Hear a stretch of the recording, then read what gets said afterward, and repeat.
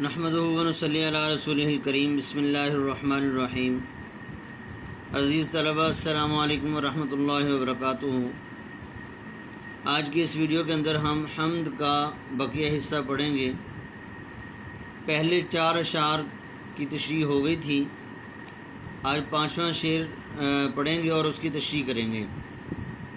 دیکھیں 5واں شعر ہے: تو ہی نظر آتا ہے ہر شے پہ محیط ان کو، جو رنج و مصیبت میں کرتے ہیں گلا تیرا۔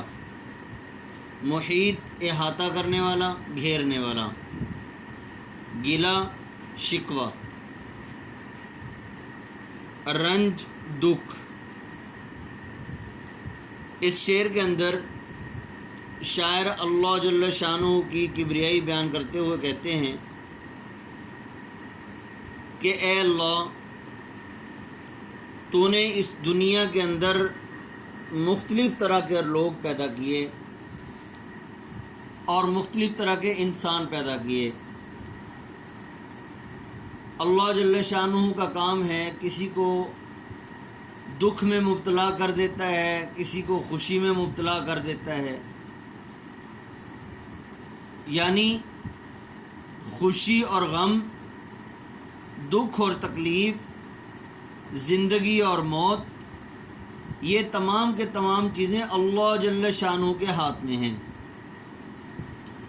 اور جس وقت انسان خوش ہوتا ہے تو اللہ جل شانہ کا شکریہ ادا کرنے کا دل کرتا ہے، لیکن جب انسان مسلسل ایک دکھ، پھر دوسرا دکھ، پھر تیسرا دکھ، دکھ پہ دکھ اس کو برداشت کرنے پڑتے ہیں، تو انسان کو اللہ جل شانہ نے چونکہ کمزور پیدا کیا ہے، اس لیے انسان اللہ سے شکوہ کر بیٹھتا ہے،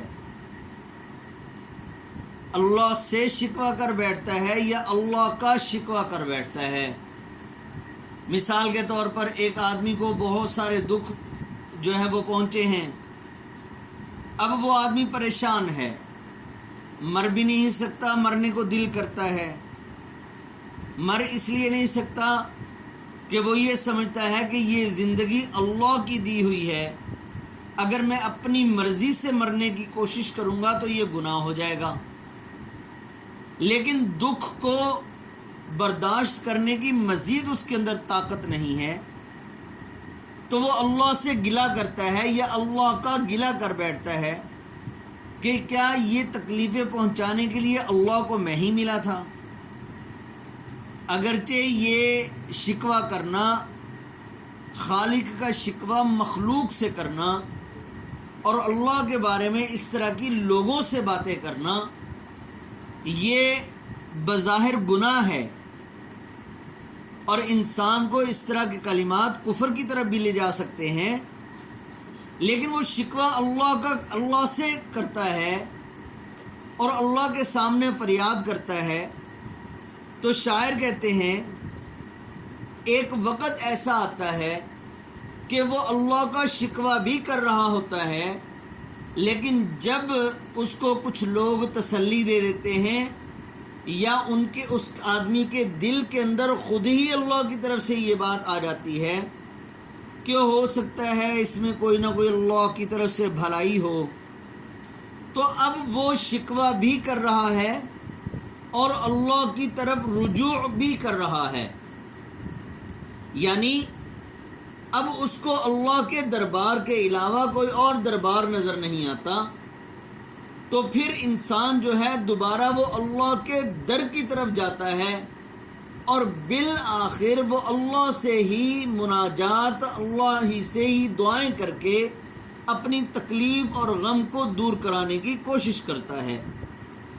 اس لیے کہ انسان کو اس بات سے ایک طرح سے جتنا ہی غم کیوں نہ ہو، انسان جتنا ہی غمگین کیوں نہ ہو، ہزاروں تکلیفیں اس نے برداشت کی ہوں، لیکن انسان کو اس وقت صرف راحت دینے والی صرف ایک چیز ہوتی ہے، وہ یہ کہ اللہ سے دعائیں کرتا رہے، صبر کرتا رہے۔ تو شاعر یہ کہنا چاہتے ہیں کہ جو اے اللہ، تو کیسا غفور الرحیم ہے، اور تو کیسا کبریا ہے، کیسا بڑا اللہ ہے، اور کیسی تیری ربوبیت ہے کہ رنج اور مصیبت کے وقت لوگ تیرا ہی گلہ کرتے ہیں، تیرے ساتھ ہی مناجات کرتے ہیں، پھر بھی ان کو رنج اور مصیبت سے نکالنے والا کوئی اور نہیں ہے، تو ہی ان کو رنج اور مصیبت سے نکالنے والا نظر آتا ہے، اور پھر وہ تیرے در کی طرف لوٹ آتے ہیں۔ یعنی انسان نہ چاہتے ہوئے بھی اللہ کی حمد و ثنا کر بیٹھتا ہے۔ تو اس موقع پر ایک اور شاعر نے کیا کہا؟ اسی کا حکم جاری ہے زمین و آسمانوں میں، اسی کا حکم جاری ہے زمین و آسمانوں میں، اور ان کے درمیان جو ہیں مکینوں اور مکانوں میں۔ اگلا شعر دیکھیں، آفاق میں پھیلے گی کب تک نہ مہک تیری، گھر گھر لیے پھرتی ہے پیغام صبا تیرا۔ آفاق افق کی جمع ہے، مراد اس سے آسمان ہے، معنی اس کا آسمان ہوگا، مراد اس سے پوری دنیا ہے۔ آفاق میں پھیلے گی کب تک نہ مہک تیری، دنیا میں تیری خوشبو کب تک نہیں پھیلے گی، گھر گھر لیے پھرتی ہے پیغام صبا تیرا۔ یعنی صبح کی ٹھنڈی ٹھنڈی ہوا ہر جگہ پر، ہر گھر کے اندر تیرا پیغام لے کر پھر رہی ہے۔ اس شعر کے اندر شاعر مزید اللہ جل شانہ کی عظمت کو بیان کر رہے ہیں۔ مولانا الطاف حسین حالی کہتے ہیں کہ ہم جہاں بھی دیکھیں اللہ کی قدرت کے جلوے نظر آتے ہیں۔ آسمان کتنا بلند ہے، زمین کیسی ہے، اب زمین کے اوپر طرح طرح کے پھل پھول اگا دیے، اور طرح طرح کی جو ہیں وہ سبزیاں اور طرح طرح کی چیزیں اپنی نعمتیں پیدا کر دیں۔ پھر زمین کو اللہ جل شانہ نے سخت بھی بنایا ہے، نرم بھی بنایا ہے۔ آسمان، 7 آسمان جس طرح ایک دوسرے کے اوپر منزلیں ہوتی ہیں، اسی طرح اللہ جل شانہ نے ایک دوسرے کے اوپر آسمان بنا دیے۔ اب آسمان بنائے، آسمان کے اوپر آسمان، منزل کے اوپر منزل، فلور کے اوپر فلور جب بنانا پڑے تو اس کے لیے دیواروں کی اور پلر کی ضرورت پڑتی ہے سہارا دینے کے لیے، لیکن اللہ جل شانہ نے بغیر سہارے کے آسمان بنا دیے۔ کوئی اس کے اندر دراڑ نہیں پڑی، کوئی اس کے اندر خرابی پیدا نہیں ہوئی۔ کتنے ہزار سال ہو چکے اور قیامت تک پتہ نہیں کتنے ہزار سالوں اور ہوں گے، لیکن آسمان کے اندر کوئی نقص نہیں آیا۔ یہ تمام کا تمام کام کرنے والا یہ اللہ کی ذات ہے۔ تو شاعر کہتے ہیں کہ جس وقت یہ دنیا کے اندر اللہ کا پیغام پہنچ کر رہے گا، کیوں؟ اس لیے کہ ہر چیز، سورج چاند ستارے، ہر انسان کی ہر چیز، اللہ کی ہر نعمت اور دنیا کے اندر پیدا کی ہوئی ہر چیز، اس سے اللہ کی ربوبیت، اللہ کی قدرت اور اللہ کی عظمت ظاہر ہوتی ہے۔ اور پھر سب سے اہم بات یہ ہے کہ صبح کو جو ٹھنڈی ٹھنڈی ہوا چلتی ہے، اس کے اندر جو خوشبو پیدا ہو گئی ہے، وہ بھی اللہ کی طرف سے بہت بڑی نعمت ہے اور اللہ کی مخلوق ہے۔ تو یہ کیسے ہو سکتا ہے کہ اللہ جل شانہ کا پیغام پوری دنیا میں نہ پھیلے؟ کیوں؟ اس لیے کہ جو صبح کو ہوا چلتی ہے، وہ ہوا بھی یہ پیغام دے رہی ہے کہ میرے اندر جو ٹھنڈک ہے، میرے اندر جو خوشبو ہے اور میرے اندر جو تاثیر ہے، یہ تمام کی تمام چیزوں کو پیدا کرنے والی ایک ذات ہے، اور وہ اللہ کی ذات ہے۔ وہ چلتی بھی ہے اور دلوں کے اندر سکون بھی پیدا کرتی جاتی ہے، دلوں کو راحت بخشتی ہے۔ وہ راحت بخشنے کا سبب یہی بات ہے کہ اس کو پیدا کرنے والا ایک اللہ ہے، تو وہ یہ پیغام ہی گویا کہ وہ دلوں کے اندر پہنچا رہی ہے، گھر گھر کے اندر یہ پیغام پہنچا رہی ہے۔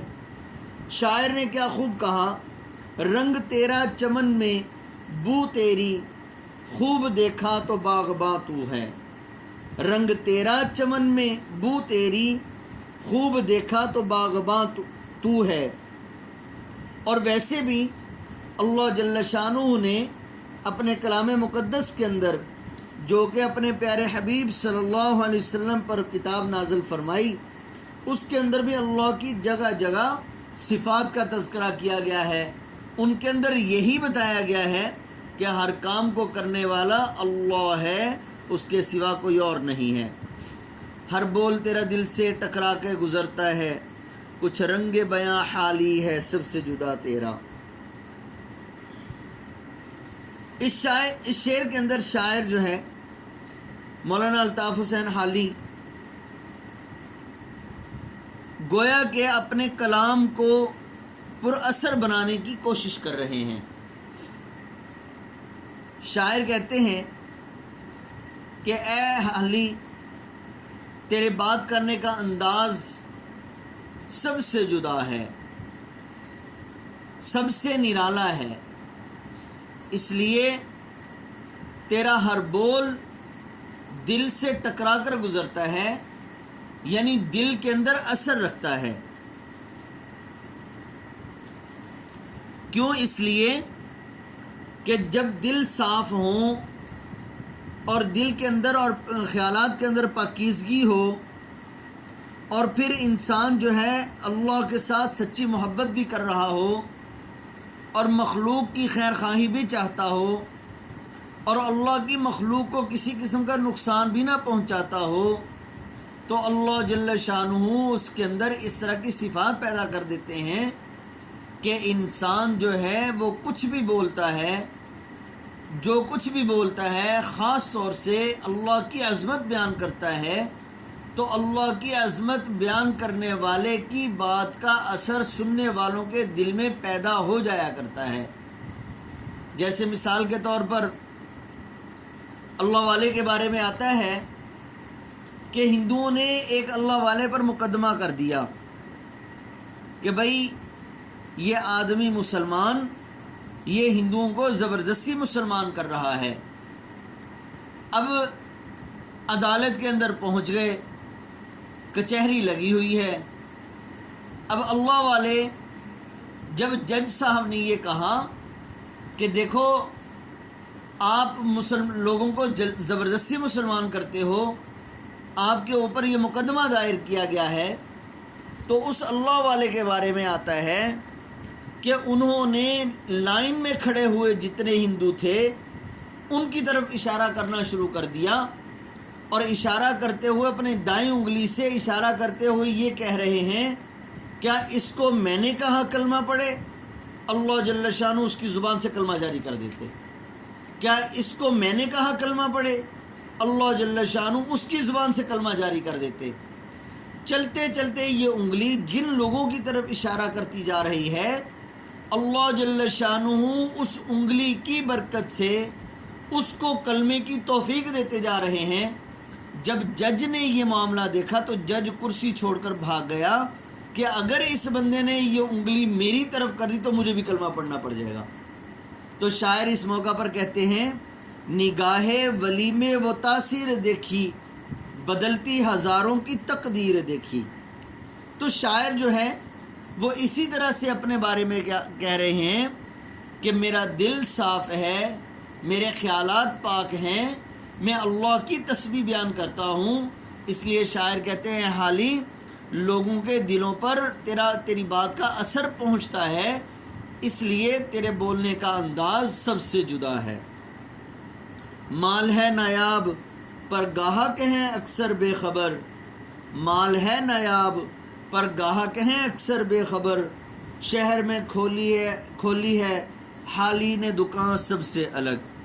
تو عزیز طلبہ، آپ نے اس کے اندر جو ہے وہ جو ہم نے اشعار کی تشریح پڑھی، وہ اشعار کی تشریح آپ نے اچھی طرح یاد کر لینی ہے، اور سبق اس کا نظم کا خلاصہ بھی تقریباً 7 سے 8 لائنوں کے اندر، وہ انشاءاللہ اگلی ویڈیو کے اندر۔ السلام علیکم ورحمۃ اللہ وبرکاتہ۔